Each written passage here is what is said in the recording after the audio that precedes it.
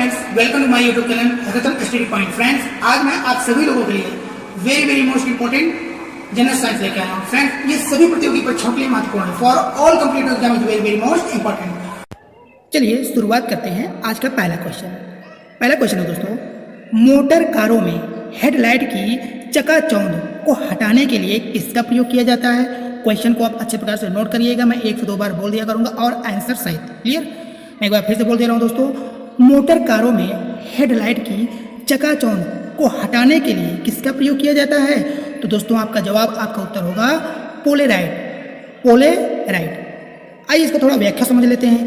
पोलेराइट से गुजरने पर प्रकाश ध्रुवण उत्पन्न नहीं होता है। ठीक, इसमें भी क्वेश्चन बन जाएगा तो आप लोग व्याख्या सहित लिख लीजिएगा। अब देखिए नेक्स्ट क्या है, पोलेराइट का उपयोग मोटर कारों में हेडलाइट से आने वाले प्रकाश की चकाचौंध से बचने के लिए किया जाता है। इसमें भी क्वेश्चन बन जाएगा, जिसको भी आप लोग अच्छे प्रकार समझ लीजिए। और 3 विमाओं वाले चित्रों यानी कि 3 डायमेंशनल पिक्चर को देखा जा सकता है। क्लियर? एक बार फिर से मैं व्याख्या को पढ़ दे रहा हूँ दोस्तों, पोलेराइट से गुजरने पर प्रकाश ध्रुवण उत्पन्न नहीं होता है।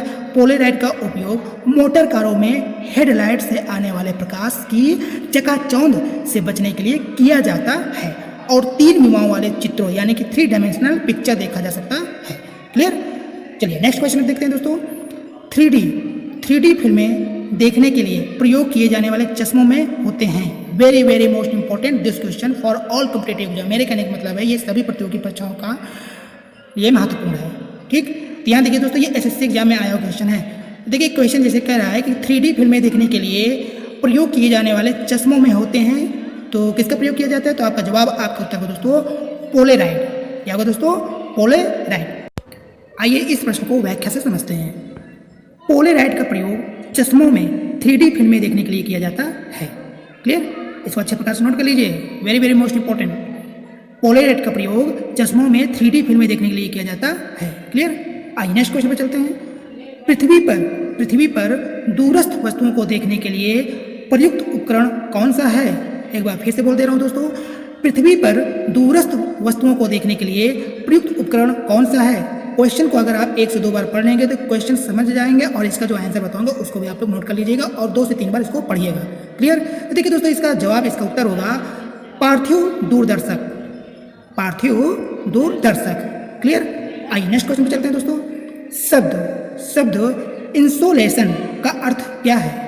शब्द इंसोलेशन का अर्थ क्या है? तो दोस्तों आपका जवाब, आपका उत्तर होगा आने वाली सौर विकिरण जो है शब्द इंसोलेशन का अर्थ है। क्लियर? आइए नेक्स्ट क्वेश्चन पे चलते हैं दोस्तों। यदि लिफ्ट ऊपर जा रही है उस पर एक व्यक्ति का भार लिफ्ट में अपने भार का 2 गुना होता है, इस दशा में लिफ्ट का त्वरण क्या होगा? देखिए यहाँ पर एक्सीलरेशन यानी कि त्वरण पूछ रहा है। ठीक, तो दोस्तों आपका जवाब, आपका उत्तर होगा -g, नेगेटिव होगा। क्लियर? तो यहाँ देखिए फिर से एक बार पढ़ दे रहा हूँ। यदि लिफ्ट ऊपर जा रही है उस पर एक व्यक्ति का भार लिफ्ट में अपने भार का 2 गुना होता है, तो इस दशा में लिफ्ट का त्वरण क्या होगा? तो आपका जवाब, आपका उत्तर दोस्तों -g। क्लियर? आइए नेक्स्ट क्वेश्चन पर चलते हैं दोस्तों। देखिए जो ज़्यादा इंपॉर्टेंट होगा उसका मैं व्याख्या बता दूंगा, क्योंकि ज़्यादा लंबा वीडियो ना पड़े, इसलिए जिस प्रकार कॉम्पिटिटिव एग्जाम में यानी कि प्रतियोगी परीक्षाओं में क्वेश्चन पूछता है वैसे मैं आपको बताता जा रहा हूँ। आप लोग क्वेश्चन को नोट करते जाइएगा या फिर आप केवल वीडियो को ऐसे ही चलने दीजिए, केवल आप लोग सुनिए। यकीन मानिए, रटने से ज़्यादा सुनने से आपके दिमाग में ये सारे क्वेश्चनों का आंसर बैठ जाएगा। क्लियर? यहाँ देखिए दोस्तों, नेक्स्ट क्वेश्चन क्या है, जीव विज्ञान का पिता कौन है? जीव विज्ञान का पिता कौन है? तो दोस्तों आपका जवाब, आपका उत्तर होगा अरस्तु जीव विज्ञान के पिता हैं। जैसे मैं पढ़ रहा हूँ वैसे आप लोग 2 से 3 बार क्वेश्चन विद आंसर सहित पढ़िए। यकीन मानिए कि सब रेडी आएगा। क्लियर? आइए नेक्स्ट क्वेश्चन पर चलते हैं दोस्तों। जंतु विज्ञान का जनक किसे कहते हैं? तो दोस्तों आपका जवाब, आपका उत्तर होगा लैमार्क जो है जंतु विज्ञान के जनक है। क्लियर? नेक्स्ट क्वेश्चन दोस्तों, जाओ विकास को सर्वप्रथम किसने समझाया? तो दोस्तों आपका जवाब, आपका उत्तर होगा लाइमार्क ने जाओ विकास को सर्वप्रथम समझाया। क्लियर? एक बार फिर से बोल दे रहा हूँ दोस्तों, लाइमार्क ने जाओ विकास को सर्वप्रथम समझाया। क्वेश्चन क्या था दोस्तों, जैव विकास को सर्वप्रथम किसने समझाया। क्लियर। आइए नेक्स्ट क्वेश्चन पे चलते हैं। चिकित्सा शास्त्र का जनक कौन है। चिकित्सा शास्त्र का जनक कौन है, तो दोस्तों आपका जवाब, आपका उत्तर होगा हिप्पोक्रेट्स। चिकित्सा शास्त्र का जनक हिप्पोक्रेट्स है। क्लियर। नेक्स्ट क्वेश्चन दोस्तों, वनस्पति विज्ञान के जनक कौन है। वनस्पति विज्ञान का जनक कौन है, दोस्तों आपका जवाब, आपका उत्तर होगा थियोफ्रेस्टस। थियोफ्रेस्टस वनस्पति विज्ञान के जनक हैं। क्लियर। नेक्स्ट क्वेश्चन दोस्तों, आधुनिक रसायन विज्ञान का जनक किसे कहा जाता है। आधुनिक रसायन विज्ञान का जनक किसे कहा जाता है, दोस्तों आपका जवाब, आपका उत्तर होगा लेवोजियर को। लेवोजियर को आधुनिक रसायन विज्ञान का जनक कहा जाता है। एक बार यहाँ देखिए, पॉइंट करिएगा, मैं क्वेश्चन को दो प्रकार से बोलता हूँ। देखिए, आधुनिक रसायन विज्ञान का जनक किसे कहा जाता है, इसको नोट कर लीजिए। आंसर क्या होगा दोस्तों, लेवोजियर को। एक प्रकार से और मैं पढ़ रहा हूँ, ऐसे भी आप लोग नोट कर सकते हैं। लेवोजियर को आधुनिक रसायन विज्ञान का जनक कहा जाता है। क्लियर। आइए नेक्स्ट क्वेश्चन पे चलते हैं। मानव खोपड़ी में हड्डियाँ कितनी होती है। मानव खोपड़ी में हड्डियाँ कितनी होती हैं, दोस्तों आपका जवाब, आपका उत्तर होगा 8। मानव खोपड़ी में हड्डियाँ 8 होती हैं। क्लियर। आइए नेक्स्ट क्वेश्चन पे चलते हैं दोस्तों। मनुष्य का हृदय 1 मिनट में कितनी बार धड़कता है। क्वेश्चन को लिख लीजिए, मनुष्य का हृदय 1 मिनट में कितनी बार धड़कता है, दोस्तों आपका जवाब, आपका उत्तर होगा 72 बार प्रति मिनट। 72 बार प्रति मिनट मनुष्य का हृदय धड़कता है। क्लियर। आइए नेक्स्ट क्वेश्चन पे चलते हैं दोस्तों। स्वस्थ मनुष्य की श्वसन दर कितनी बार होता है।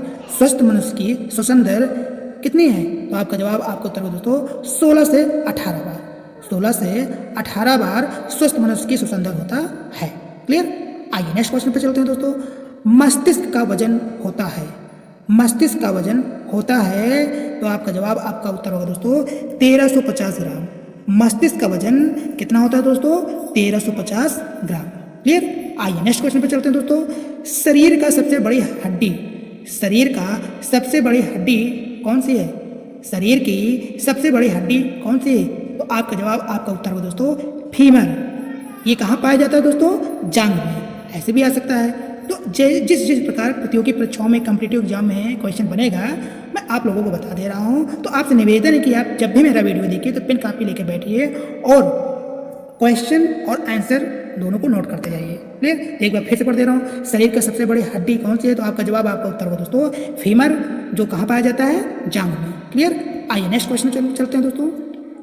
शरीर की सबसे छोटी हड्डी कौन सा है। शरीर की सबसे छोटी हड्डी कौन सा है, आपका जवाब, आपका उत्तर होगा स्टेपीज। शरीर का सबसे छोटी हड्डी स्टेपीज है, जो कि कान में पाया जाता है। क्लियर। एक बार फिर से पढ़ दे रहा हूँ दोस्तों। शरीर की सबसे छोटी हड्डी कहाँ पाया जाता है, तो जवाब, आपका उत्तर क्या होगा दोस्तों, स्टेपीज, जो कि कान में पाया जाता है। क्लियर। नेक्स्ट क्वेश्चन दोस्तों। शरीर में सबसे मजबूत हड्डी, शरीर में सबसे मजबूत हड्डी कहाँ पाया जाता है, आपका जवाब, आपका उत्तर होगा दोस्तों जबड़े की हड्डी में। जबड़े की हड्डी में शरीर में सबसे मजबूत हड्डी पाया जाता है। क्लियर। आइए नेक्स्ट क्वेश्चन पर चलते हैं दोस्तों। शरीर का सबसे कठोर तत्व कौन सा है। शरीर का सबसे कठोर तत्व कौन सा है, दोस्तों आपका जवाब, आपका उत्तर होगा एनामिल। एनामिल शरीर का सबसे कठोर तत्व है। क्लियर। आइए नेक्स्ट क्वेश्चन पर चलते हैं दोस्तों।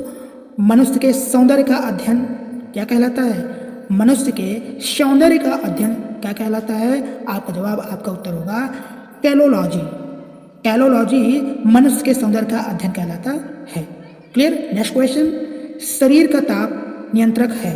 शरीर का ताप किसमें नियंत्रक है, तो आपका जवाब, आपका उत्तर होगा हाइपोथैलेमस ग्रंथि। हाइपोथैलेमस ग्रंथि में शरीर का ताप नियंत्रक रहता है। क्लियर। आगे क्वेश्चन को समझिए। शरीर का ताप किस में नियंत्रक है, तो आपका जवाब होगा हाइपोथैलेमस ग्रंथि, या फिर आप इस प्रकार भी याद कर सकते हैं, हाइपोथैलेमस ग्रंथि शरीर का ताप नियंत्रित करता है। क्लियर। आइए नेक्स्ट क्वेश्चन पे चलते हैं दोस्तों। शरीर की सबसे बड़ी ग्रंथि कौन सी है। शरीर की सबसे बड़ी ग्रंथि कौन सा है, आपका जवाब, आपका उत्तर होगा दोस्तों यकृत, जो कि लीवर में पाया जाता है। शरीर की सबसे बड़ी ग्रंथि लीवर यानी कि यकृत। क्लियर। दोनों प्रकार से आप याद करिए, यकृत यानी कि लीवर। क्लियर। Next question. मनुष्य में पसलियाँ कितनी पाई जाती है, ये कितनी जोड़ी पाई जाती है? दो प्रकार से क्वेश्चन पूछेगा।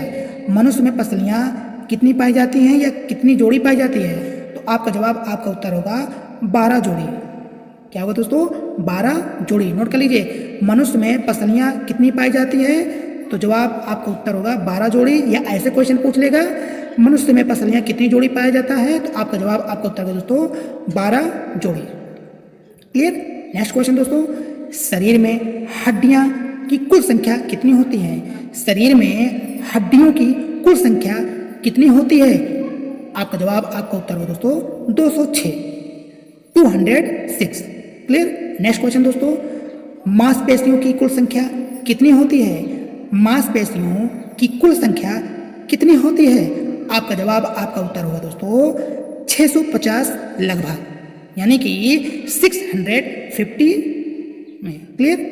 एक बार फिर से पढ़ दे रहा हूँ दोस्तों, मांसपेशियों की कुल संख्या 650 लगभग में होती है। क्लियर?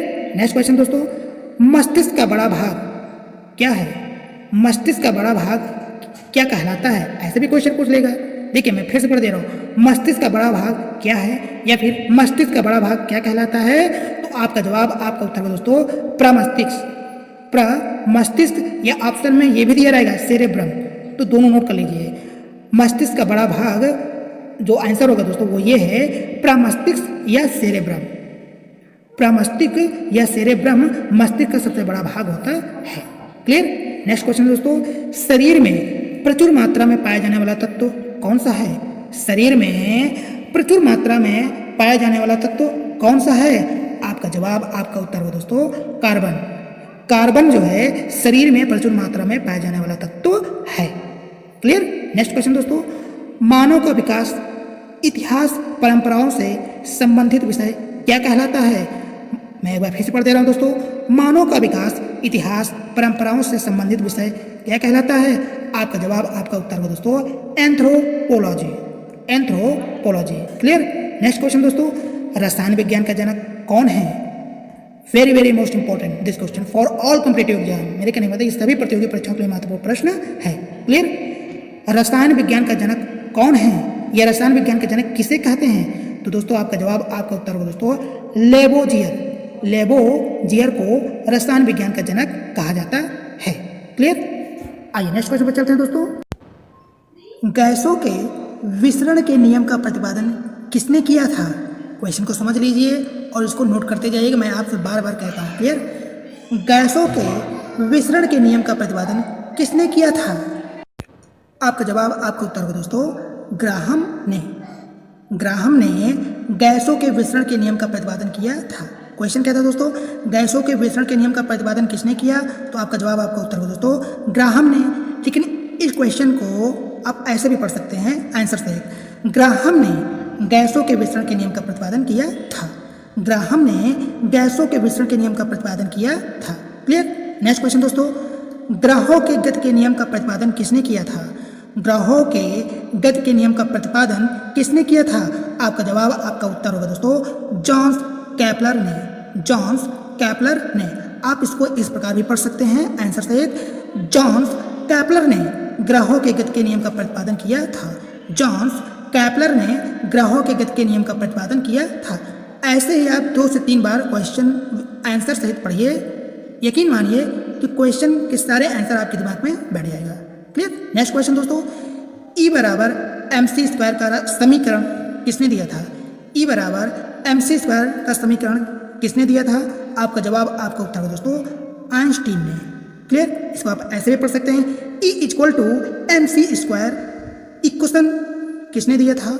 आपका जवाब, आपका उत्तर है दोस्तों आइंस्टीन ने।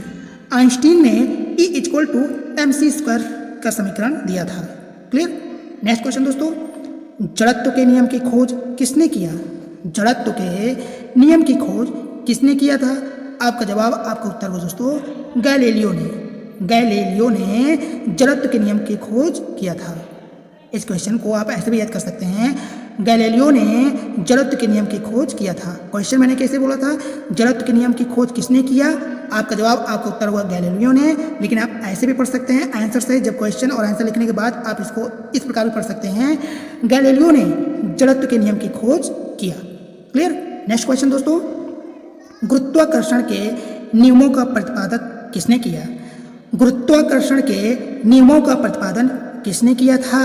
आपका जवाब, आपका उत्तर हो दोस्तों न्यूटन ने। इसको आप इस प्रकार भी पढ़ सकते हैं, क्वेश्चन आंसर लिखने के बाद न्यूटन ने गुरुत्वाकर्षण नियम का प्रतिपादन किया था। न्यूटन ने गुरुत्वाकर्षण के नियमों का प्रतिपादन किया था। क्लियर? आइए नेक्स्ट क्वेश्चन पर चलते हैं दोस्तों। प्राकृतिक वर्ण सिद्धांत के प्रतिपादक कौन है? प्राकृतिक वर्ण सिद्धांत के प्रतिपादक कौन है? क्वेश्चन को आप नोट करते जा रहे हैं ना दोस्तों। देखिए मैं बार बार कह रहा हूँ, जब भी मेरा वीडियो देखा करिए तो आप लोग पेन कापी लेके बैठिए और क्वेश्चन विथ आंसर साथ में लिखते जाइए। क्लियर? ध्यान देखिए दोस्तों, प्राकृतिक वर्ण सिद्धांत का प्रतिपादक किसने किया? तो आपका जवाब, आपका उत्तर है दोस्तों डार्विन। अब देखिए लिखने के बाद आप इसको इस प्रकार पढ़ सकते हैं, डार्विन ने प्राकृतिक वर्ण सिद्धांत का प्रतिपादक किया था। डार्विन ने प्राकृतिक वर्ण सिद्धांत का प्रतिपादक किया था। क्लियर? आइए नेक्स्ट क्वेश्चन पर चलते हैं दोस्तों। उत्परिवर्तन का सिद्धांत किसने दिया? उत्परिवर्तन का सिद्धांत किसने दिया? तो आपका जवाब, आपका उत्तर दोस्तों ह्यूगो डी ब्रीज ने। ह्यूगो डी ब्रीज ने उत्परिवर्तन का सिद्धांत दिया था। क्लियर? नेक्स्ट क्वेश्चन दोस्तों, नेचुरल सिलेक्शन का सिद्धांत किसने दिया? नेचुरल सिलेक्शन का सिद्धांत किसने दिया? तो आपका जवाब, आपका उत्तर है दोस्तों डार्विन ने। डार्विन ने नेचुरल सिलेक्शन का सिद्धांत दिया था। क्लियर? नेक्स्ट क्वेश्चन दोस्तों, विकास के सिद्धांत के प्रतिपादक कौन है? विकास के सिद्धांत के प्रतिपादक कौन है? आपका जवाब, आपका उत्तर है दोस्तों चार्ल्स डार्विन। चार्ल्स डार्विन जो है विकास के सिद्धांत के प्रतिपादक हैं। चार्ल्स डार्विन जो है विकास के सिद्धांत के प्रतिपादक हैं। क्लियर? आइए नेक्स्ट क्वेश्चन में चलते हैं दोस्तों। आनुवांशिकता के जन्मदाता कौन है? Very very most important this question for all competitive exam. Clear? मेरे कहने का मतलब है ये सभी प्रतियोगी परीक्षाओं के लिए महत्वपूर्ण है। देखिए क्वेश्चन क्या है, एक बार फिर से बोल दे रहा हूँ, आनुवांशिकता का जन्मदाता कौन है? तो आपका जवाब, आपका उत्तर हो दोस्तों ग्रेगरी मेंडल। अब देखिए इसको आप इस प्रकार पढ़ सकते हैं, ग्रेगरी मेंडल आनुवांशिकता के जन्मदाता हैं। ग्रेगरी मेंडल आनुवांशिकता के जन्मदाता हैं। क्लियर? नेक्स्ट क्वेश्चन दोस्तों, मेंडल ने अपने प्रयोग के लिए किसको चयन किया था? मेंडल ने अपने प्रयोग के लिए किसका चयन किया था? तो आपका जवाब, आपका उत्तर हो दोस्तों मटर के पौधों का। तो आप इसको इस प्रकार याद कर सकते हैं, मेंडल ने अपने प्रयोग के लिए मटर के पौधों का चयन किया था। मेंडल ने अपने प्रयोग के लिए मटर के पौधे का चयन किया था। क्लियर? इसको आप अच्छे प्रकार से याद कर लीजिए। नेक्स्ट क्वेश्चन दोस्तों, आनुवांशिकता के विज्ञान को आनुवांशिकी किसने कहा था?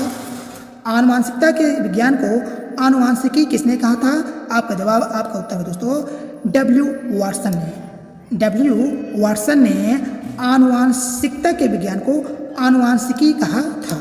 क्लियर? आइए नेक्स्ट क्वेश्चन पर चलते हैं दोस्तों। आनुवांशिकी परिवर्तन होता है, इसको हम ऐसे भी पढ़ सकते हैं, दोनों प्रकार से क्वेश्चन लिख लीजिएगा। आनुवांशिकी उत्परिवर्तन किसमें होता है? तो दोस्तों आपका जवाब, आपका उत्तर होगा क्रोमोसोम में। क्रोमोसोम में। देखिए क्वेश्चन आंसर लिखने के बाद आप इसको इस प्रकार भी याद कर सकते हैं 2 से 3 बार पढ़ के। क्रोमोसोम में आनुवांशिकी उत्परिवर्तन होता है।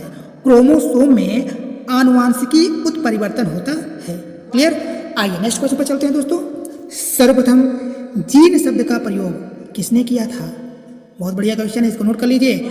सर्वप्रथम जीन शब्द का प्रयोग किसने किया था? आपका जवाब, आपका उत्तर होगा दोस्तों जोहानसन ने। जोहानसन ने सर्वप्रथम जीन शब्द का प्रयोग किया था। जोहानसन ने सर्वप्रथम जीन शब्द का प्रयोग किया था। क्लियर? नेक्स्ट क्वेश्चन दोस्तों, जीन अवस्थित होते हैं। जीन अवस्थित किसमें होते हैं? ऐसे भी पढ़ सकते हैं, ऐसे भी क्वेश्चन आ सकता है, जीन किसमें अवस्थित होते हैं? तो दोस्तों आपका जवाब, आपका उत्तर होगा गुणसूत्रों में। जीन जो है गुणसूत्रों में अवस्थित होते हैं। पहले ध्यान दीजिए, क्वेश्चन को लिखने के बाद, आंसर लिखने के बाद आप इसको इस प्रकार याद कर सकते हैं, जीन गुणसूत्रों में अवस्थित होते हैं। क्वेश्चन क्या था? जीन किस में अवस्थित होते हैं? तो आपका जवाब, आपका उत्तर क्या था दोस्तों? गुणसूत्रों में। क्लियर? आइए नेक्स्ट क्वेश्चन पर चलते हैं। एक जीन एक एंजाइम सिद्धांत को प्रतिपादित किसने किया था? एक जीन एक एंजाइम सिद्धांत को प्रतिपादित किसने किया था? आपका जवाब, आपका उत्तर होगा दोस्तों बीडल एवं टैटम ने। आइए इस क्वेश्चन और आंसर को लिखने के बाद इस प्रकार पढ़ते हैं और याद करते हैं। बीडल एवं टैटम ने एक जीन एक एंजाइम सिद्धांत को प्रतिपादित किया था। बीडल एवं टैटम ने एक जीन एक एंजाइम सिद्धांत को प्रतिपादित किया था। क्लियर? आइए नेक्स्ट क्वेश्चन पर चलते हैं दोस्तों। हीमोग्लोबिन, हीमोग्लोबिन में पाया जाने वाला तत्व कौन सा है? हीमोग्लोबिन में पाया जाने वाला तत्व कौन सा है? आपका जवाब, आपका उत्तर हो दोस्तों लोहा।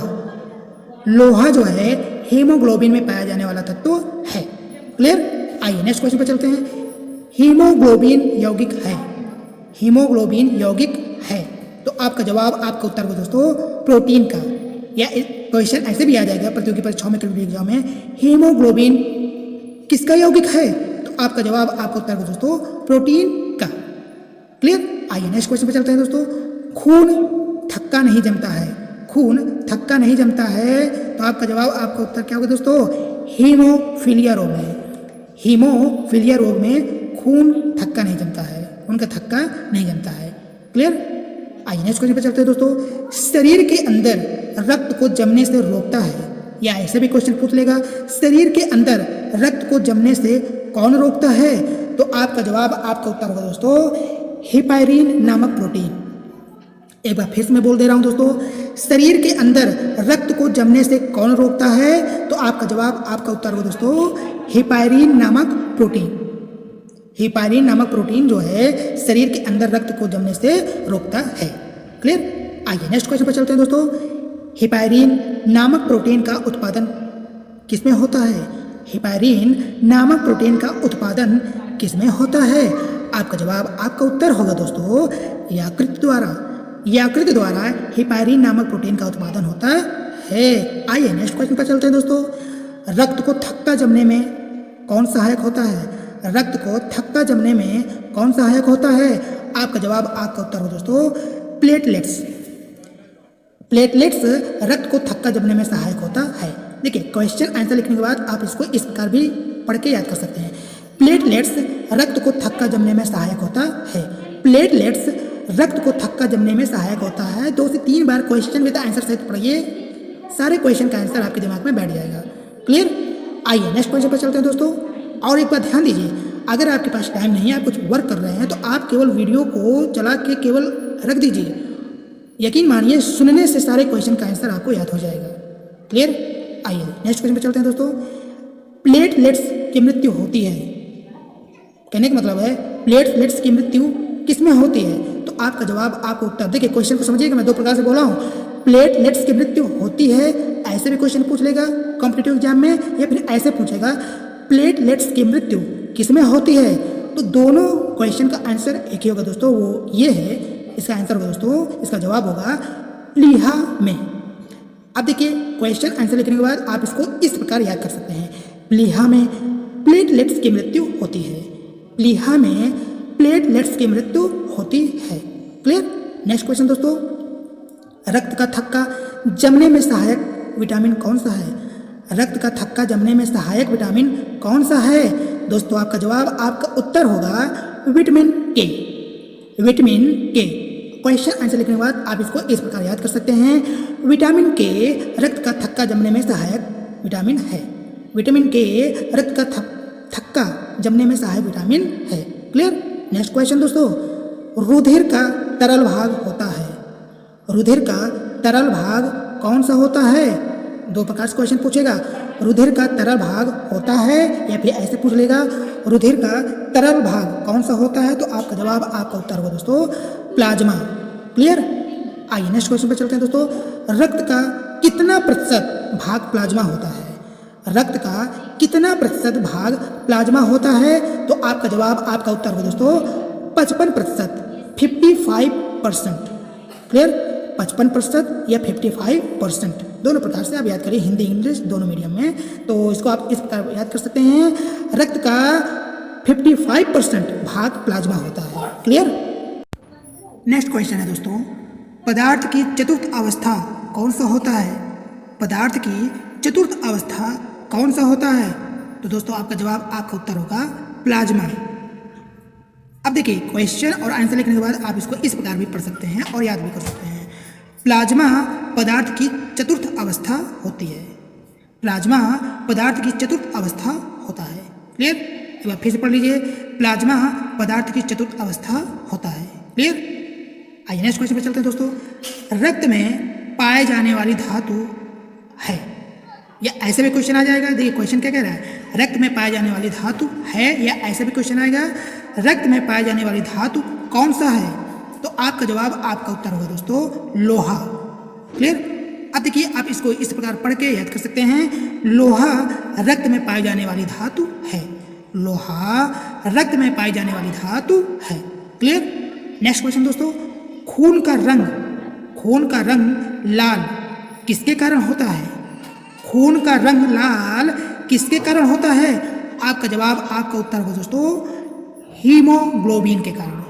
हीमोग्लोबिन के कारण खून का रंग लाल होता है।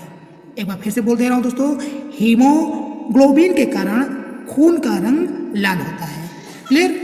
आइए नेक्स्ट क्वेश्चन पे चलते हैं दोस्तों। ब्लड बैंक कहलाता है, ब्लड बैंक कहलाता है, तो आपका जवाब, आपका उत्तर होगा दोस्तों प्लीहा को। अब देखिए इसका ऑप्शन में कॉम्पिटिटिव एग्जाम में इंग्लिश मीडियम में दे दिया जाएगा। कहने का मतलब है स्प्लीन। प्लीहा का जो इंग्लिश होगा वो है स्प्लीन। ठीक, तो प्लीहा स्प्लीन दोनों याद कर लीजिए अच्छे प्रकार से। अब देखिए एक बार फिर पढ़ दे रहा हूँ दोस्तों, प्लीहा को यानी कि स्प्लीन को ब्लड बैंक कहा जाता है। क्लियर? नेक्स्ट क्वेश्चन दोस्तों, आरबीसी का कब्रगाह, यानी कि ये देखिए कब्रगाह को हम शमशान भी बोलते हैं। तो दो प्रकार से क्वेश्चन पूछेगा, तो जिस प्रकार आएगा, देखिए आप मार्केट से बुक भी ले लेंगे तो सिंपल सा क्वेश्चन रहेगा, बट मैं आपको यहाँ मतलब वीडियो मेरे देखने का मतलब ये है, सुनने का मतलब ये है कि क्वेश्चन कितने प्रकार से पूछेगा वो मैं आपको बता रहा हूँ अच्छे प्रकार से। देखिए आरबीसी का कब्रगाह क्या है, ये ऐसे भी आएगा, आरबीसी का शमशान किसे कहते हैं, या आरबीसी का कब्रगाह किसे कहते हैं? तो आपका जवाब, आपका उत्तर होगा दोस्तों प्लीहा। क्या होगा दोस्तों? प्लीहा। अब देखिए आंसर लिखने के बाद आप इसको इस प्रकार याद कर सकते हैं, प्लीहा को आरबीसी का कब्रगाह कहते हैं, प्लीहा को आरबीसी का शमशान कहते हैं। क्लियर? आइए नेक्स्ट क्वेश्चन पर चलते हैं दोस्तों। ब्लड बैंक में रक्त को सुरक्षित रखा जाता है, ब्लड बैंक में रक्त को सुरक्षित रखा जाता है, तो आपका जवाब, आपका उत्तर दोस्तों 40 डिग्री एफ पर। 40 डिग्री एफ, यहाँ देखिए एफ का मतलब होता है फ़ारेनहाइट। क्लियर? तो जिस ऑप्शन में 40 डिग्री एफ रहेगा वो आपका राइट आंसर रहेगा। तो आप इसको इस प्रकार याद कर सकते हैं। मैंने एफ का मतलब भी बता दिया, बुक में केवल एफ दिया रहेगा, तो आपको जो मतलब होता है उसको मैंने बता दिया फ़ारेनहाइट। ठीक, तो देखिए ब्लड बैंक में रक्त को सुरक्षित रखा जाता है 40 डिग्री एफ पर। क्लियर? आइए नेक्स्ट क्वेश्चन पर चलते हैं दोस्तों। रक्त समूह कौन कौन से होते हैं? इसको याद कर लीजिए, इसको अच्छे प्रकार से नोट कर लीजिए। रक्त समूह कौन कौन से होते हैं? Railway NTPC, railway group D में तो अक्सर क्वेश्चन आता है इस पर। क्लियर? रक्त समूह कौन कौन से होते हैं? तो आपका जवाब, आपका उत्तर होगा दोस्तों ए बी और ओ। लिख लीजिए ए कामा B comma A B comma ओ। रक्त समूह ए बी और ओ होता है। क्लियर? आइए नेक्स्ट क्वेश्चन पे चलते हैं दोस्तों। रक्त समूह की खोज किसने किया था? रक्त समूह की खोज किसने किया था? आपका जवाब, आपका उत्तर होगा दोस्तों लैंड स्टीनर ने। क्वेश्चन आंसर लिखने के बाद आप इसको इस प्रकार पढ़ के याद कर सकते हैं। लैंड स्टीनर को रक्त समूह की खोज किया था, लैंड स्टीनर ने रक्त समूह की खोज की थी। क्लियर? नेक्स्ट क्वेश्चन दोस्तों, सर्वदाता रक्त समूह कौन सा है? सर्वदाता रक्त समूह कौन सा है? आपका जवाब, आपका उत्तर होगा दोस्तों ओ रक्त समूह। ओ रक्त समूह सर्वदाता रक्त समूह कहलाता है। ओ रक्त समूह सर्वदाता रक्त समूह कहलाता है। क्लियर? नेक्स्ट क्वेश्चन दोस्तों, सर्वग्राही रक्त समूह कौन सा है? सर्वग्राही रक्त समूह कौन सा है? तो आपका जवाब, आपका उत्तर होगा दोस्तों ए बी रक्त समूह को सर्वग्राही रक्त समूह कहते हैं। क्लियर? नेक्स्ट क्वेश्चन दोस्तों, रक्त की मात्रा शरीर के भार का कितना होता है? रक्त की मात्रा शरीर के भार का कितना होता है? आपका जवाब, आपका उत्तर होगा दोस्तों 7%। क्लियर? आइए नेक्स्ट क्वेश्चन पर चलते हैं दोस्तों। मनुष्य में रक्त की मात्रा कितनी होती है? मनुष्य में रक्त की मात्रा कितनी होती है? तो आपका जवाब, आपका उत्तर दोस्तों 5 से 6 लीटर। 5 से 6 लीटर मनुष्य में रक्त की मात्रा होती है। क्लियर? नेक्स्ट क्वेश्चन दोस्तों, लाल रक्त कण का निर्माण किसमें होता है? लाल रक्त कण का निर्माण किसमें होता है? तो आपका जवाब, आपका उत्तर दोस्तों अस्थिमज्जा। अब देखिए, आप इसको इस प्रकार याद कर सकते हैं, अस्थिमज्जा में लाल रक्त कण का निर्माण होता है। क्लियर? नेक्स्ट क्वेश्चन दोस्तों, लाल रक्त कण का जीवन काल कितने दिन होता है? लाल रक्त कण का जीवन काल कितने दिन का होता है? या ऐसा भी क्वेश्चन पूछ लेगा, लाल रक्त कण का जीवन काल कितना होता है? तो दोस्तों आपका जवाब, आपका उत्तर हो दोस्तों 120 दिन, 120 डे। क्लियर? आइए नेक्स्ट क्वेश्चन पर चलते हैं दोस्तों। श्वेत रक्त कण का जीवन काल कितना होता है? श्वेत रक्त कण का जीवन काल कितने दिन होता है? ऐसे भी पूछ लेगा। और श्वेत रक्त कण का जीवन काल कितना होता है? तो आपका जवाब, आपका उत्तर हो दोस्तों 1 से 4 दिन। 1 से 4 दिन श्वेत रक्त कण का जीवन काल होता है। क्लियर? आइए नेक्स्ट क्वेश्चन पर चलते हैं दोस्तों। श्वेत रक्त कण को कहा जाता है, श्वेत रक्त कण को क्या कहा जाता है? ऐसे भी पूछ लेगा, या फिर ऐसे पूछेगा, श्वेत रक्त कण को कहा जाता है। तो दोस्तों आपका जवाब, आपका उत्तर होगा दोस्तों ल्यूकोसाइट। ल्यूकोसाइट को श्वेत रक्त कण कहा जाता है। ल्यूकोसाइट को श्वेत रक्त कण कहा जाता है। क्लियर? नेक्स्ट क्वेश्चन दोस्तों, लाल रक्त कण को कहा जाता है, या ऐसे क्वेश्चन पूछ लेगा, लाल रक्त कण को क्या कहा जाता है? तो दोस्तों आपका जवाब, आपका उत्तर होगा एरिथ्रोसाइट। एरिथ्रोसाइट जो है लाल रक्त कण को कहा जाता है। क्लियर? नेक्स्ट क्वेश्चन दोस्तों, RH फैक्टर का संबंधित किससे है? RH फैक्टर का संबंधित किससे है? आपका जवाब, आपका उत्तर हो दोस्तों रक्त से। क्लियर? नेक्स्ट क्वेश्चन दोस्तों, RH फैक्टर के खोजकर्ता कौन है? RH फैक्टर के खोजकर्ता कौन है? तो आपका जवाब, आपका उत्तर हो दोस्तों लैंडस्टीनर एवं वीनर है। क्लियर? नेक्स्ट क्वेश्चन दोस्तों, रक्तचाप नियंत्रित किसमें होता है? रक्तचाप नियंत्रित किसमें होता है? आपका जवाब, आपका उत्तर दोस्तों एड्रिनल ग्रंथि से। एड्रिनल ग्रंथि से रक्तचाप नियंत्रित होता है। क्लियर? नेक्स्ट क्वेश्चन दोस्तों, रक्त को शुद्ध करता है, रक्त को शुद्ध कौन करता है? या ऐसे भी क्वेश्चन आएगा, रक्त को शुद्ध करता है या रक्त को शुद्ध कौन करता है? तो आपका जवाब, आपका उत्तर हो दोस्तों किडनी। अब देखिए ऑप्शन में ये भी रहेगा, इंग्लिश से भी और हिंदी में, तो दोनों प्रकार से याद कर लीजिए, किडनी या फिर वृक्क। रक्त को शुद्ध कौन करता है? वृक्क करता है, यानी कि किडनी करता है। तो देखिए क्वेश्चन आंसर लिखने के बाद इसको आप इस प्रकार याद कर सकते हैं, वृक्क रक्त को शुद्ध करता है, यानी कि किडनी रक्त को शुद्ध करता है। क्लियर? आइए नेक्स्ट क्वेश्चन पर चलते हैं दोस्तों। रक्त के शुद्धिकरण की प्रक्रिया क्या है? रक्त के शुद्धिकरण की प्रक्रिया क्या है? आपका जवाब, आपका उत्तर हो दोस्तों डायलिसिस। डायलिसिस जो है रक्त के शुद्धिकरण की प्रक्रिया है। क्लियर? आइए नेक्स्ट क्वेश्चन पर चलते हैं दोस्तों। रक्तदाब मापने वाला यंत्र कौन सा है? रक्तदाब, यहाँ पे देखिए क्वेश्चन को समझिएगा, रक्तदाब मापने वाला यंत्र कौन सा है? आपका जवाब, आपका उत्तर होगा दोस्तों स्फिग्नोमैनोमीटर। स्फिग्नोमैनोमीटर रक्तदाब मापने वाला यंत्र है। फिर पढ़ लीजिए दोस्तों, स्फिग्नोमैनोमीटर रक्तदाब मापने वाला यंत्र है। क्लियर? नेक्स्ट क्वेश्चन दोस्तों, सर्वप्रथम रक्त परिसंचरण तंत्र का अध्ययन किसने किया था? सर्वप्रथम रक्त परिसंचरण तंत्र का अध्ययन किसने किया था? तो आपका जवाब, आपका उत्तर होगा विलियम हार्वे ने। आप इसको इस प्रकार याद कर सकते हैं, विलियम हार्वे ने सर्वप्रथम रक्त परिसंचरण तंत्र का अध्ययन किया था। विलियम हार्वे ने सर्वप्रथम रक्त परिसंचरण तंत्र का अध्ययन किया था। क्लियर? आइए नेक्स्ट क्वेश्चन पे चलते हैं दोस्तों। शरीर से हृदय की ओर रक्त से जाने वाली रक्तवाहिनी क्या कहलाती है? एक बार फिर क्वेश्चन को पढ़ लीजिए दोस्तों। शरीर से हृदय की ओर रक्त से जाने वाली रक्तवाहिनी क्या कहलाती है? तो दोस्तों आपका जवाब, आपका उत्तर होगा शिरा। क्या होगा दोस्तों? शिरा। शिरा जो है शरीर से हृदय की ओर रक्त से जाने वाली रक्तवाहिनी कहलाती है। क्वेश्चन देखिए क्या था, शरीर से हृदय की ओर रक्त से जाने वाली रक्तवाहिनी क्या है? तो आपका उत्तर, आपका जवाब होगा दोस्तों शिरा। बट क्वेश्चन और आंसर लिखने के बाद आप इसको इस प्रकार याद कर सकते हैं, शिरा शरीर से हृदय की ओर रक्त से जाने वाली रक्तवाहिनी कहलाती है। क्लियर? नेक्स्ट क्वेश्चन दोस्तों, हृदय से शरीर की ओर रक्त ले जाने वाली रक्तवाहिनी क्या कहलाती है? क्वेश्चन को समझिए दोस्तों, हृदय से शरीर की ओर रक्त ले जाने वाली रक्तवाहिनी क्या कहलाती है? अभी इससे पहले हम लोग क्वेश्चन क्या पढ़े थे?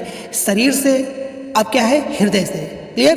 तो हृदय से शरीर की ओर रक्त ले जाने वाली रक्तवाहिनी क्या कहलाती है? तो दोस्तों आपका जवाब, आपका उत्तर होगा धमनी। नोट कर लीजिए, धमनी। अब देखिए क्वेश्चन ऐसे लिखने के बाद आप इसको इस प्रकार याद कर सकते हैं, धमनी हृदय से शरीर की ओर रक्त ले जाने वाली रक्तवाहिनी कहलाती है। धमनी हृदय से शरीर की ओर रक्त ले जाने वाली रक्तवाहिनी कहलाती है। क्लियर? आइए नेक्स्ट क्वेश्चन पर चलते हैं दोस्तों। मूत्र का निर्माण किसमें होता है? मूत्र का निर्माण किसमें होता है? दोस्तों आपका जवाब, आपका उत्तर होगा वृक्क में, यानी कि किडनी। क्लियर? वृक्क में मूत्र का निर्माण होता है, या फिर आप इसको इस प्रकार भी याद कर सकते हैं, किडनी में मूत्र का निर्माण होता है। क्लियर? आइए नेक्स्ट क्वेश्चन पर चलते हैं दोस्तों। वृक्क यानी कि किडनी का भार कितना होता है? तो दोस्तों आपका जवाब, आपका उत्तर होगा 150 ग्राम, यानी कि 150 ग्राम। आप इसको इस प्रकार याद कर सकते हैं दोस्तों। क्वेश्चन ऐसे लिखने के बाद 150 ग्राम किडनी का भार होता है। क्लियर? आइए नेक्स्ट क्वेश्चन पर चलते हैं दोस्तों। मानव गुर्दे, याद देखिए दोस्तों नेक्स्ट क्वेश्चन क्या कह रहा है, मानव गुर्दे यानी कि किडनी में बनने वाली पथरी बनी होती है। कहने का मतलब है जो मानव गुर्दे में जो किडनी में बनने वाली पथरी होता नहीं है, तो उसको हम लोग क्या कहते हैं? तो इसका आंसर, इसका जवाब होगा दोस्तों कैल्शियम ऑक्सैलेट की। कहने का मतलब है मानव गुर्दे में बनने वाली पथरी किससे बनी होती है? तो आपका जवाब, आपका उत्तर दोस्तों कैल्शियम ऑक्सैलेट की। तो इसको आप इस प्रकार पढ़ सकते हैं, मानव गुर्दे में बनने वाली पथरी कैल्शियम ऑक्सैलेट की बनी होती है। क्लियर? आइए नेक्स्ट क्वेश्चन पे चलते हैं दोस्तों। रक्त 1 बिलियन है, रक्त 1 बिलियन है। तो दोस्तों आपका जवाब, आपका उत्तर होगा क्षारीय। रक्त एक क्षारीय विलयन है।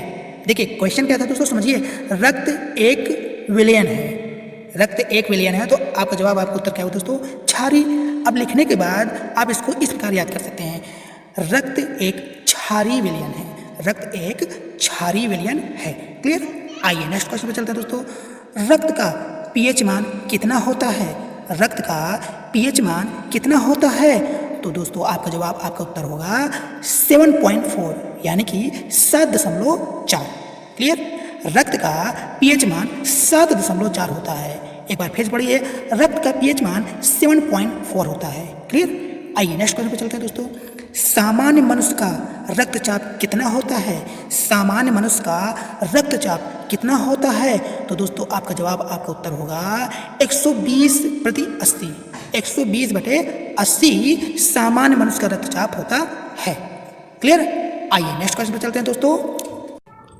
शरीर में रक्त परिभ्रमण में लगा समय कितना होता है? देखिए क्वेश्चन तब तक पढ़िए जब तक आपको समझ में ना आ जाए, फिर आप आंसर में ध्यान दीजिए। शरीर में रक्त परिभ्रमण में लगा समय कितना होता है? तो दोस्तों आपका जवाब, आपका उत्तर होगा 23 सेकेंड। 23 सेकेंड शरीर में रक्त परिभ्रमण में लगा समय होता है। क्लियर? नेक्स्ट क्वेश्चन दोस्तों। हृदय की धड़कन का नियंत्रित, हृदय की धड़कन का नियंत्रित क्या है? तो आपका जवाब, आपका उत्तर होगा दोस्तों पेस मेकर। क्वेश्चन और आंसर लिखने के बाद आप इसको इस प्रकार याद कर सकते हैं, पेस मेकर हृदय की धड़कन का नियंत्रित है। पेस मेकर हृदय की धड़कन का नियंत्रित होता है। क्लियर? नेक्स्ट क्वेश्चन दोस्तों। शरीर में ऑक्सीजन का परिवहन क्या है? शरीर में ऑक्सीजन का परिवहन क्या है? तो दोस्तों आपका जवाब, आपका उत्तर होगा रक्त द्वारा। शरीर में ऑक्सीजन का परिवहन किसके द्वारा होता है? ऐसे भी क्वेश्चन पूछ लेगा, या क्वेश्चन ऐसे भी पूछ लेगा। देखिए क्वेश्चन 3 से 4 प्रकार जैसे जैसे आता है मैं वैसे बता देता हूँ। क्लियर? देखिए मार्केट से बुक ले लेंगे तो एक प्रकार का क्वेश्चन रहेगा, बट क्वेश्चन घुमा के पूछ लेगा, तो वैसे मैं आप लोगों को बता रहा हूँ, तो क्वेश्चन को आप लोग ध्यान से सुनिएगा और लिख भी लीजिएगा। पहला है, शरीर में ऑक्सीजन का परिवहन किसके द्वारा होता है? तो आपका जवाब, आपका उत्तर होगा दोस्तों रक्त द्वारा। या ऐसे पूछ लेगा क्वेश्चन, शरीर में ऑक्सीजन का परिवहन केवल इतना, तो इसका भी आंसर ये होगा दोस्तों रक्त द्वारा। तो क्वेश्चन ऐसे लिखने के बाद आप इसको इस प्रकार पढ़ के याद कर सकते हैं, रक्त द्वारा शरीर में ऑक्सीजन का परिवहन होता है, रक्त द्वारा शरीर में ऑक्सीजन का परिवहन होता है। क्लियर? आइए नेक्स्ट क्वेश्चन पे चलते हैं दोस्तों।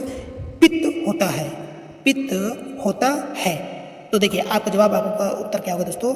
पित्त जो है पीले हरे रंग का क्षारीय द्रव में होता है। पित्त होता है, पित्त होता है, इसका जवाब, इसका उत्तर होगा दोस्तों पित्त जो है पीले हरे रंग का क्षारीय द्रव होता है। ठीक, चलिए नेक्स्ट क्वेश्चन पे चलते हैं दोस्तों।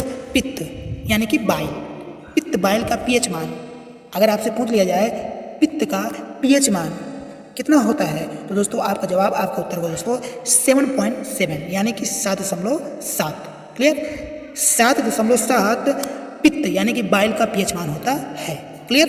नेक्स्ट क्वेश्चन दोस्तों, पित्त स्रावित होता है, या ऐसे पूछ लिया जाए पित्त किसमें स्रावित होता है, तो आपका जवाब, आपका उत्तर होगा दोस्तों यकृत द्वारा। यकृत द्वारा पित्त स्रावित होता है। यकृत द्वारा पित्त स्रावित होता है। क्वेश्चन क्या था, पित्त किसमें स्रावित होता है, आंसर क्या था दोस्तों यकृत द्वारा। बट क्वेश्चन आंसर लिखने के बाद आप इसको इस प्रकार याद कर सकते हैं, यकृत द्वारा पित्त स्रावित होता है। यकृत द्वारा पित्त स्रावित होता है। क्लियर। नेक्स्ट क्वेश्चन दोस्तों, यकृत यानी कि लीवर में भविष्य के लिए भंडारित रहता है। यकृत यानी कि लीवर में भविष्य के लिए भंडारित रहता है, ऐसे भी क्वेश्चन पूछ लेगा। बट क्वेश्चन इस प्रकार भी पूछेगा, यकृत यानी कि लीवर में भविष्य के लिए कौन से विटामिन भंडारित रहता है, मतलब कौन सा विटामिन रहता है, तो दोस्तों आपका जवाब, आपका उत्तर होगा विटामिन ए। विटामिन ए या vitamin A. Vitamin A liver में भविष्य के लिए भंडारित रहता है। क्लियर। आइए नेक्स्ट क्वेश्चन में चलते हैं दोस्तों, पित्त यानी कि बाइल, पित्त जमा होता है, पित्त कहाँ जमा होता है, ये क्वेश्चन है दोस्तों, पित्त जमा होता है या पित्त कहाँ जमा होता है, तो दोस्तों आपका जवाब, आपका उत्तर होगा पित्त जो है पित्ताशय में जमा होता है। पित्त जो है कहाँ जमा होता है, तो हमारा जवाब, हमारा उत्तर होगा दोस्तों पित्त जो है यानी कि बाइल पित्ताशय में जमा होता है। क्लियर। नेक्स्ट क्वेश्चन दोस्तों, हाइड्रोफोबिया रोग होता है। हाइड्रोफोबिया रोग किससे होता है, ऐसे पूछ लेगा या ऐसे ही क्वेश्चन आएगा दोस्तों, हाइड्रोफोबिया रोग होता है, तो दोस्तों आपका जवाब, आपका उत्तर होगा दोस्तों कुत्ते के काटने से। क्लियर। आंसर लिखने के बाद आप इसको इस प्रकार याद कर सकते हैं, कुत्ते के काटने से, कुत्ते के काटने से हाइड्रोफोबिया नामक रोग होता है कि नहीं, तो ऐसे भी आप लोग लिख सकते हैं और क्वेश्चन को अच्छे प्रकार से याद कर सकते हैं, कुत्ते के काटने से हाइड्रोफोबिया रोग होता है। क्लियर। आइए नेक्स्ट क्वेश्चन पर चलते हैं दोस्तों, हाइड्रोफोबिया रोग होता है, मतलब हाइड्रोफोबिया रोग किसके कारण होता है, हाइड्रोफोबिया रोग विषाणु के द्वारा होता है। समझ में आया। देखिए आप इसको इस प्रकार याद कर सकते हैं, आगे क्वेश्चन को समझिए, हाइड्रोफोबिया रोग होता है, तो आपका जवाब, आपका उत्तर होगा दोस्तों विषाणु द्वारा। क्लियर। अब इसको इस प्रकार याद कर सकते हैं, विषाणु द्वारा हाइड्रोफोबिया रोग होता है। किसके द्वारा हाइड्रोफोबिया रोग होता है, तो आपका जवाब क्या था दोस्तों, विषाणु द्वारा। विषाणु द्वारा हाइड्रोफोबिया रोग होता है। देखिए मैं क्वेश्चन को बार बार, आंसर को बार बार इसलिए पढ़ रहा हूँ कि आप भी ऐसे पढ़िए और सुनिए, ताकि आपको सारे क्वेश्चन का आंसर दिमाग में बैठ जाए। क्लियर। चलिए नेक्स्ट क्वेश्चन पे चलते हैं दोस्तों, विषाणु यानी कि वायरस। विषाणु का जो इंग्लिश होता है दोस्तों वो क्या है, वायरस। विषाणु की खोज किसने किया, यानी कि वायरस की खोज किसने किया, तो दोस्तों आपका जवाब, आपका उत्तर होगा इवानोवस्की ने। इवानोवस्की ने। आप इसको इस प्रकार पढ़ सकते हैं। देखिए क्वेश्चन आंसर लिखने के बाद क्वेश्चन क्या था, विषाणु की खोज किसने किया, तो जवाब आपका उत्तर क्या होगा दोस्तों, इवानोवस्की ने। अब देखिए आप इसको किस प्रकार पढ़ेंगे और अच्छे प्रकार से याद करेंगे। इवानोवस्की ने विषाणु यानी कि वायरस की खोज किया। इवानोवस्की ने विषाणु यानी कि वायरस की खोज किया। क्लियर। आइए नेक्स्ट क्वेश्चन पे चलते हैं दोस्तों, विषाणु, विषाणु या विषाणुओं का अध्ययन क्या कहलाता है, विषाणुओं का अध्ययन क्या कहलाता है, तो दोस्तों आपका जवाब, आपका उत्तर होगा वायरोलॉजी। वायरोलॉजी। अब इसको आप इस प्रकार पढ़ के याद कर सकते हैं, वायरोलॉजी विषाणुओं का अध्ययन होता है।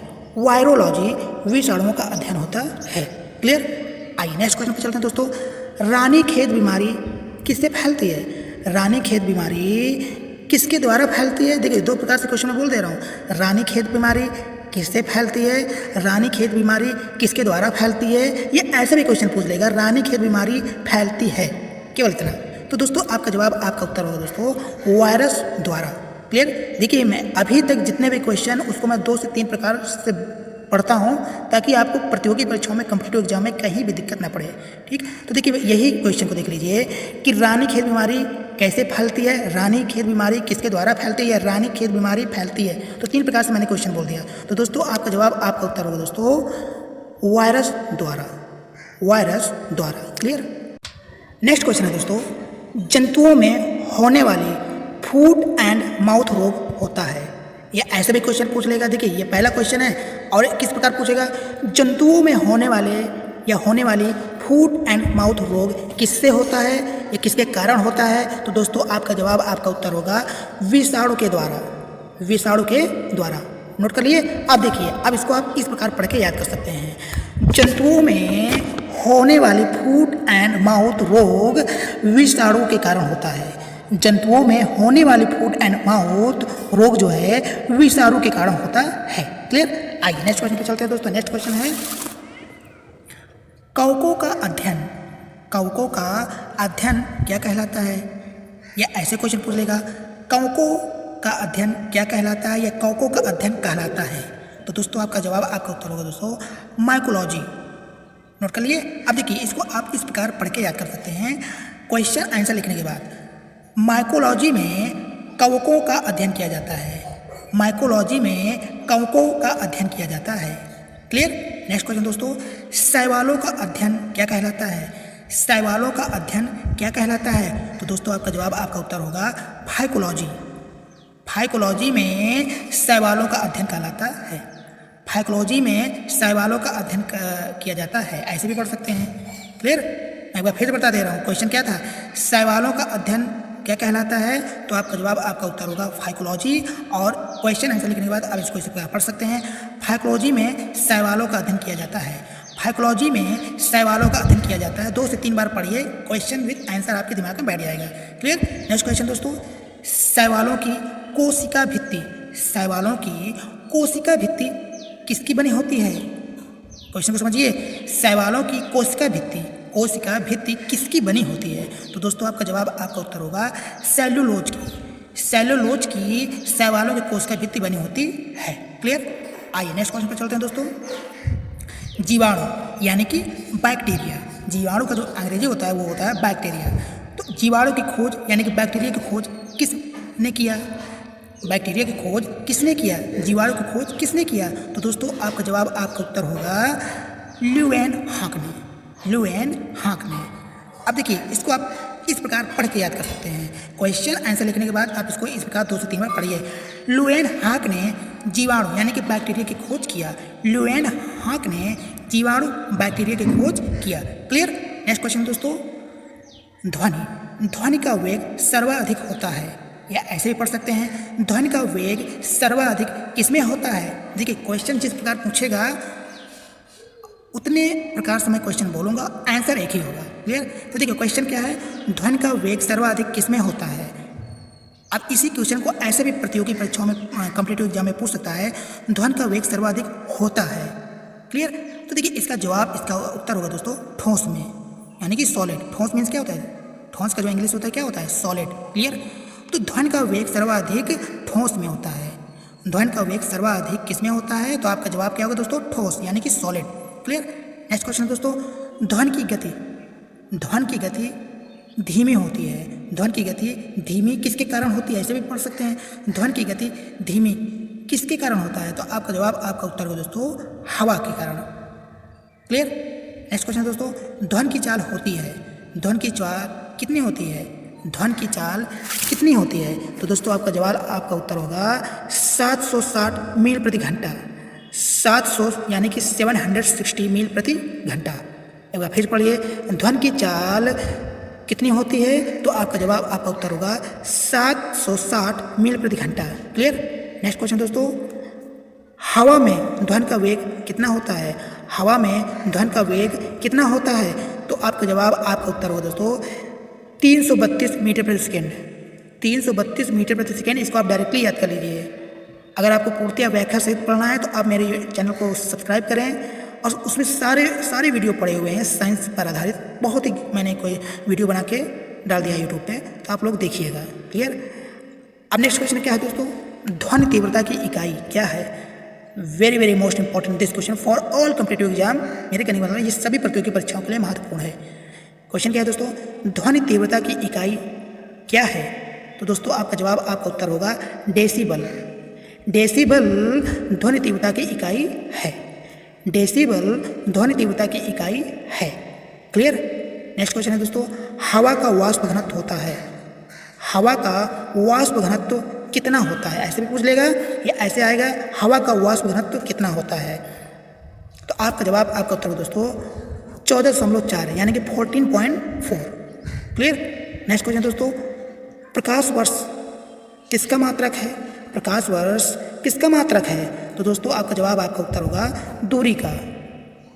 दूरी का यानी दूरी प्रकाश वर्ष का मात्रक है। यूनिट पर आधारित मैंने बहुत ही अच्छा वीडियो यूट्यूब पर अपलोड कर दिया है, आप लोग उसको कृपा करके निवेदन है आप लोग उसको देखिए। देखिए क्वेश्चन क्या है दोस्तों, प्रकाश वर्ष का मात्रक क्या है? तो प्रकाश वर्ष का मात्रक दूरी है। क्लियर? नेक्स्ट क्वेश्चन दोस्तों, एक प्रकाश वर्ष बराबर होता है, एक प्रकाश वर्ष बराबर होता है, तो आपका जवाब, आपका उत्तर होगा दोस्तों 9.46 इंटू 10 की पावर 12 किलोमीटर या 9.46 इंटू 10 की पावर 15 मीटर। मेरे कहने का मतलब है 9.46 गुणित 10⁻12 किलोमीटर या 9.46 गुणित 10⁻15 मीटर।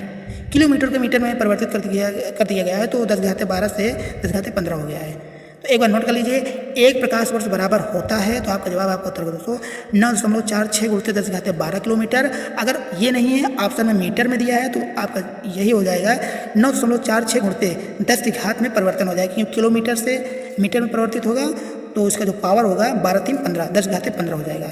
तो 9.46 गुणित 10⁻15 मीटर। क्लियर? आइए नेक्स्ट क्वेश्चन पर चलते हैं दोस्तों। दूरी मापने की सबसे बड़ी इकाई क्या है? दूरी मापने की सबसे बड़ी इकाई क्या है? तो दोस्तों आपका जवाब, आपका उत्तर होगा पारसेक। आप क्वेश्चन आंसर लिखने के बाद आप इसको इस प्रकार पढ़ के 2 से 3 बार याद कर सकते हैं। पारसेक दूरी मापने की सबसे बड़ी इकाई है। पारसेक दूरी मापने की सबसे बड़ी इकाई होता है। क्लियर? आइए नेक्स्ट क्वेश्चन पर चलते हैं दोस्तों। जड़ों के रूपांतरण है, जड़ों के रूपांतरण है, तो दोस्तों आपका जवाब, आपका उत्तर होगा मूली और गाजर। इसको आप इस प्रकार याद कर लीजिए जिस प्रकार मैं बता रहा हूँ। जड़ों का रूपांतरित मूली और गाजर है। क्लियर? नेक्स्ट क्वेश्चन दोस्तों, तने के रूपांतरण है, तने के रूपांतरण है, तो आपका जवाब, आपका उत्तर होगा दोस्तों आलू और प्याज। आलू और प्याज तने के रूपांतरण है। तो बस आप इतना ध्यान में दीजिए, जड़ों के रूपांतरित मूली गाजर और तने के रूपांतरण आलू प्याज। क्लियर? आइए नेक्स्ट क्वेश्चन पर चलते हैं दोस्तों। पिट्यूटरी ग्रंथि पाई जाती है, या ऐसे क्वेश्चन पूछेगा पिट्यूटरी ग्रंथि किसमें पाई जाती है? आपका जवाब, आपका उत्तर हो दोस्तों मस्तिष्क में। आप क्वेश्चन आंसर लिखने के बाद आप इसको इस प्रकार याद कर सकते हैं, पिट्यूटरी ग्रंथि मस्तिष्क में पाई जाती है। पिट्यूटरी ग्रंथि मस्तिष्क में पाई जाती है, या फिर इस प्रकार याद करें, मस्तिष्क में पिट्यूटरी ग्रंथि पाई जाती है। क्लियर?